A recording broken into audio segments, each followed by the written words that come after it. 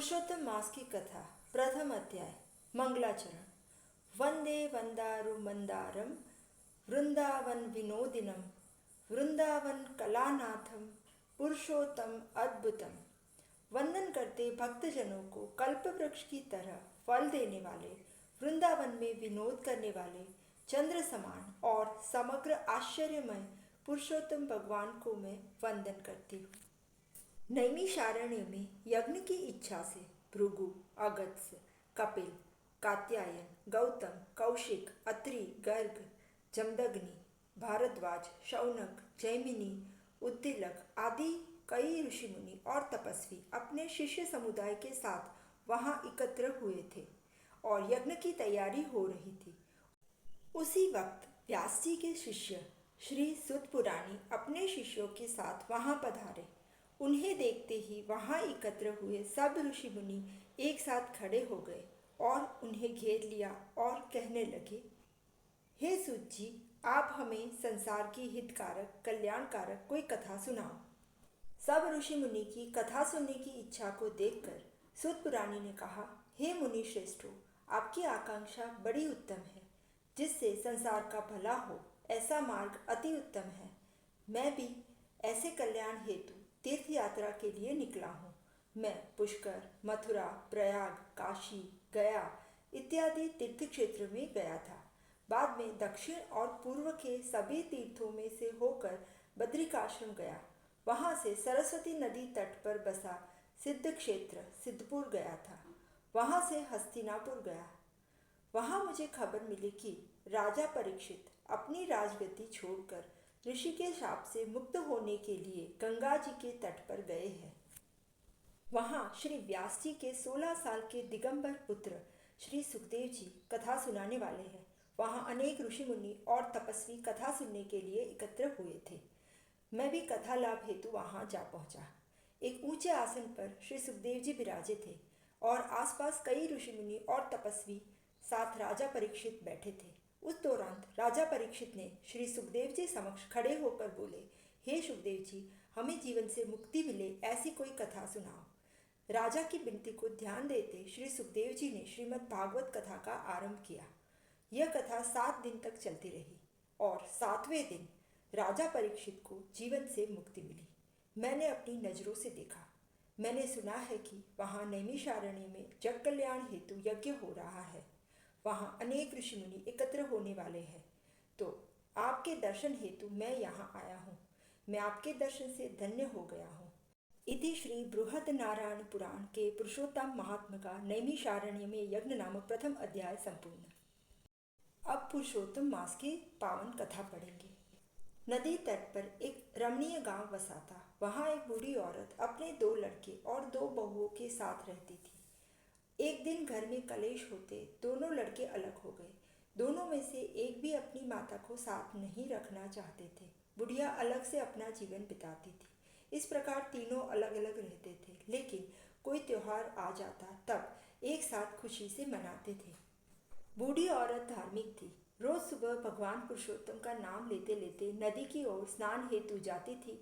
वहाँ कांठा गौर माँ का पूजन समाप्त कर घर आ जाती थी और फिर अपने दैनिक कामकाज में लग जाती थी। तब बड़े लड़के के घर में उसकी पत्नी घर के झंझट में ही पड़ी रहती थी। वह अपने पुत्र पुत्री और पति को सुनाती थी, ये करो, ऐसा करो, जल्दी करो।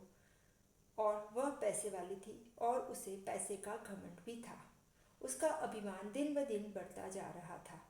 वह अपने आप को सब कुछ समझती थी और वह बर्ताव से भी अच्छी नहीं थी, जबकि उसकी देवरानी बड़ी भोली थी। एक दिन नदी जाते समय उन्होंने अपनी जेठानी से कहा, जेठानी जी, आज मेरे साथ नदी चलो। वहाँ स्नान विधि बाद हम कांठा गौर माँ की पूजा करेंगे, भगवान पुरुषोत्तम की कथा सुनेंगे और बाद में घर आ जाएंगे। तब जेठानी ने सुनाया, नहाना तो सिर्फ बहाना है, बाकी तुम जो कर रही हो वो निकम्मे लोगों का काम है। वहाँ नदी किनारे इकट्ठा होकर सब निंदा करते हैं। वहाँ मेरा क्या काम? मैं पहले अपना घर संभालूंगी। कई लोग मेरे घर आते हैं, मेरे पति दुकान से आ जाते हैं, बच्चे पाठशाला से आते हैं, अपने मैके गई हुई बहू वापस आती है, परिवारजन आए हैं, खेत गए पालतू जानवर आए हैं। अब तू बता, मैं कहाँ खाली रहती हूँ? सारा दिन काम ही काम है। अब तू बता मैं कैसे नदी आती। तुम सब ऐसे जप तप व्रत करो, मुझे ऐसे धर्म कर्म के लिए समय नहीं है। जेठानी की उलट सुलट बात सुनते ही देवरानी को बड़ा दुख हुआ। फिर भी कुछ कहे बिना वह अपनी सास के पास गई और सब बात बताई। सासू माँ बोली, जो करेगा वो करेगा। भगवान आदमी को सुख देता है और सुख आते ही आदमी भगवान को भूल जाता है। तुम्हारी जेठानी समझ जाती तो अच्छी बात थी, बाकी उसका नसीब फूटा हुआ है। कांठा गौरमा अगर खुश हो जाते तो सुख ही सुख है, बाकी सब कहानी समाप्त।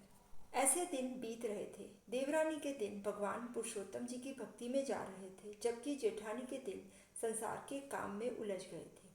उनके पास धर्म कर्म का समय ही नहीं था। वह अपने परिवारजनों को मनाने में ही लग गई थी। इस तरह देवरानी पर कांठा गौरमा की कृपा हुई और जेठानी की दशा और दिशा गौरमा ने खराब कर दी।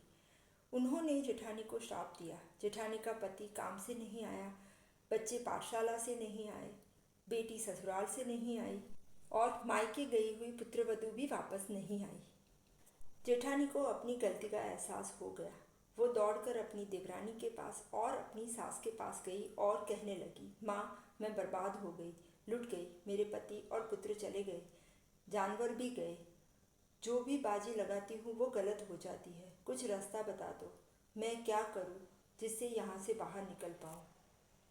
सास ने कहा, बेटी तुमने जाने अनजाने में भगवान पुरुषोत्तम का अपमान किया है, इसलिए कांठा गौरमा तुम पर कोपायमान हुए हैं और वही कारण सब कार्य उल्टे हो रहे हैं।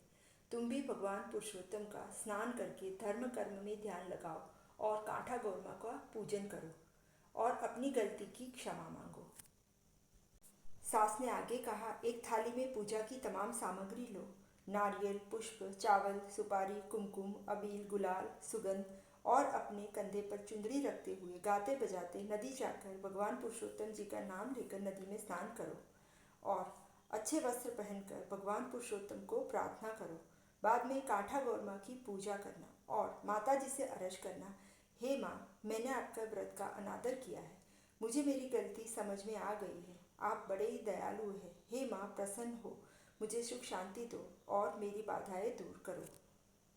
जेठानी ने सास की बात मान ली और पूजा की तैयारी कर नदी की ओर चलने लगी और वहां जाकर गौरमा से क्षमा याचना की।